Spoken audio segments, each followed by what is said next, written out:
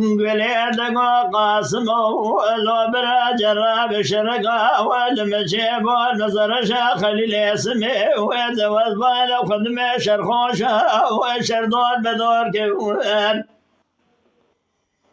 مدي قاشق في شقا وصندوق جبر خان بالا كوير كسق متن ولك لبقى كذا سيدنا ولا حسن فاطمه بقى غازي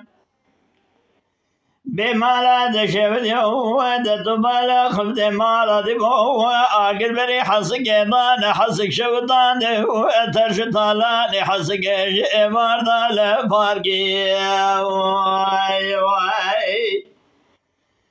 وغاية منو علاني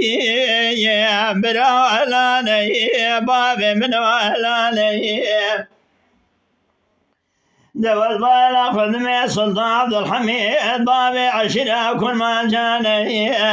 سلطان عبد الرشاد بالا خبدي حريتي في باب وصال بيرا بيدش من دين ميري بسلمى ليادي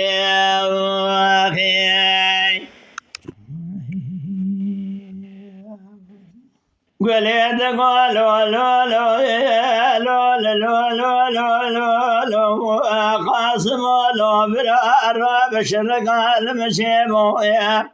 مزر شا خليل اسمي ودت بالا خبدي والبي بريه مدي سحرا سبيدا ودنيا تمقاز مالا خدمي توبان تمقا والسر كوزك بابي واحمد وشخرا دخل خليه كسقي متنا لقيلا بقي بكذا خبرقي بدا حسن فاطمه دي سهوار قازي امدادا مورا براني استبق بلي واخي دلاني بابي منو هلاني اخوي منو هلاني سلطان عبد الحميد بابي عشرة وكل ما جاني سلطان عبد الرشاد حرية في ويصال في ربيع دشمن دين ميري بسلماني